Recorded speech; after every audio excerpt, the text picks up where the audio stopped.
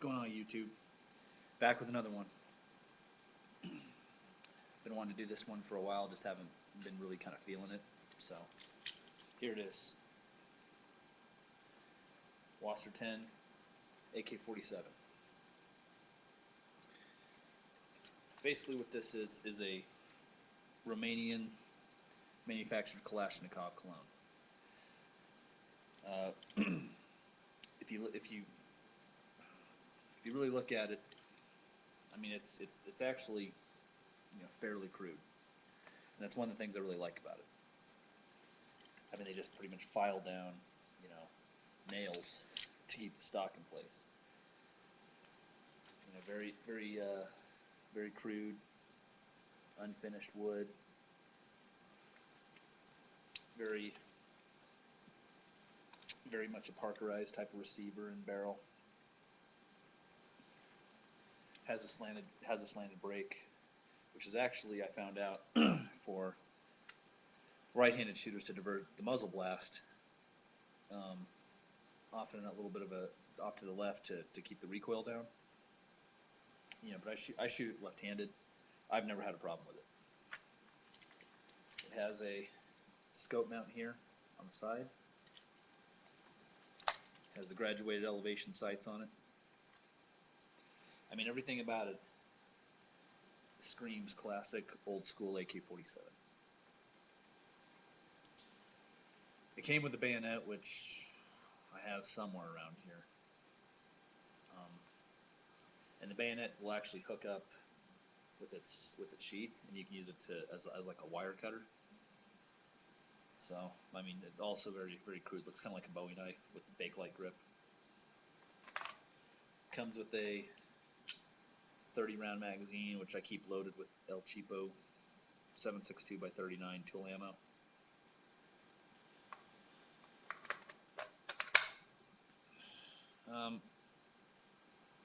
There's so much on here about AKs that there isn't really much that I can say that hasn't already been said before about them. Other than the fact that, I mean, it has a plastic hand grip and pistol grip and everything. It's actually a very good rifle, despite how crude it is. This is not an arsenal. This is not, like a Red Jacket firearms or anything like that. This is the plain Jane El Cheapo entry-level AK. For those of you who are watching this video and aren't really familiar with the AK's basic mode of operation, safety's here, which has to be still kind of stiff, which obviously has to be down in order to fire. Single action. Basically, you can see a little hammer in there, right? Yeah, right there. That's it, right there. When the bolt is. Now, real quick thing about the bolt. This does not have a bolt hold open. It does that just sort of randomly. So it'll do that every so often. It doesn't lock back on an empty magazine or anything like that. It just occasionally does that. Alright. Now you see the hammer's back. And there it goes. I keep it with the safety on in empty chamber. It's as far as shooting it, it's a very well balanced firearm. It really almost has no recoil, which is strange given the caliber that it shoots, because the 7.62x39 is a very stout, very strong round.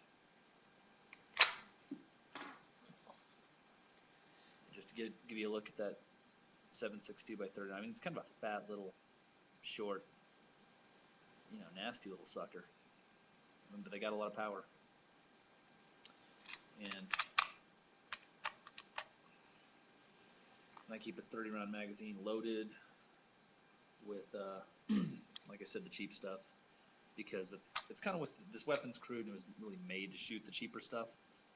So that's what I shoot. I've only shot Tula, and shot some Fiocchi stuff, some American Eagle, and some Egyptian Mahdi ammunition. Rather than that, it's been mainly the steel case Russian stuff. Because that's what it's made for. It's not, like I said, it's not a smooth weapon by any means, but this will definitely do the job in a shit hits the fan scenario, or for anything. I mean, if you have to, I wouldn't recommend it as an urban defensive firearm, unless you were in, like I said, like a shit hits the fan type of scenario. But I don't think that it. I think it could definitely do the job there. This rifle, oh, it also has a little hole back here. I think that's for a cleaning kit. I don't think there's anything back there though. I don't know. Sawdust. I have no idea. So anyway,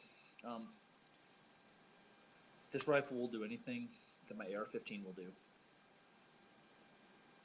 It may not be as accurate, but it's still acceptable in terms of accuracy. And if used in a defensive or even offensive, because rifles are offensive weapons, it will do the job. So if anybody doesn't think that it will, they're very much wrong about that. And what the hell? I just kind of feel like taking it apart. Let's see if I can do it. Just woke up, so you'll see this button that's on the back of on the top of the receiver plate. Push that in, cover comes off. I'm not going to take the whole thing down just because you can pretty much see everything, but here's its recoil. That's its recoil spring. That's its bolt.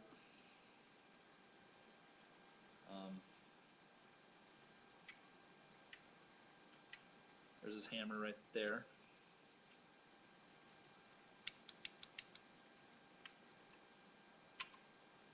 There is the firing pin. I mean, if you look at if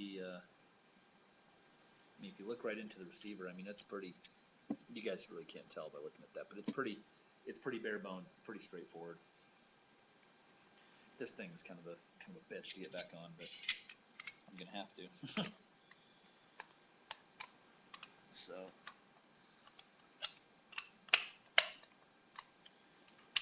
Just take down this safety on it. But yeah, AK-47.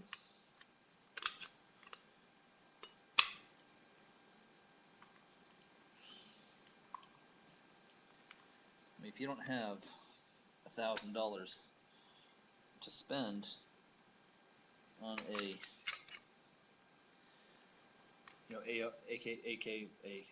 AR type of rifle, this will do the job. You see a lot of people on here with SKSs, which are the same caliber. I don't have a problem with SKSs. I've never owned one. I've never shot one. I had the chance to buy one, but I went ahead and spent a few extra dollars and got the AK. Oh, cost. Sorry, I'm kind of all over the place. Like I said, just woke up. Cost is bought it from Centerfire Systems for $429.99. They charge a 3% fee for credit card or debit card use. So add that on there. Shipping $14.99, something like that, and then $30 for the transfer of my FFL. So it was out. So after everything was all said and done, and I brought it home, it was $491 and change, which still isn't bad. I wouldn't mind buying a more higher end AK. Like an Arsenal or something. But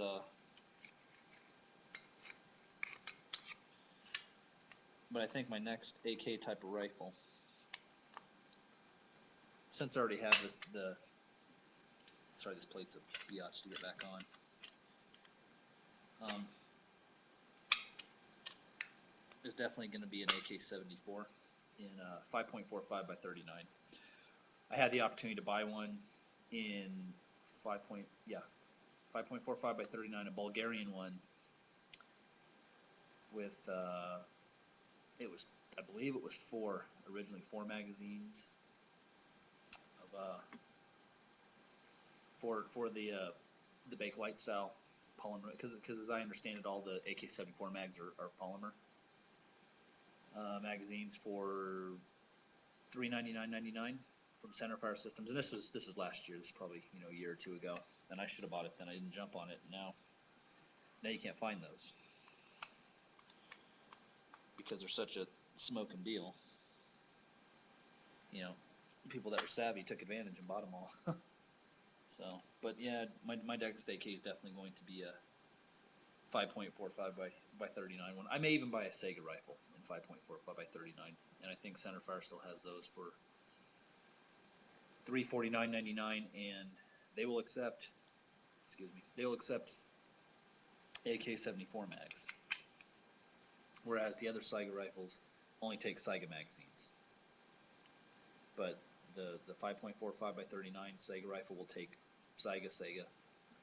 We'll take any of them. So, anyways, that's it. This one was just kind of on the fly. Hope you enjoy it, and we'll catch you on the next one. Peace.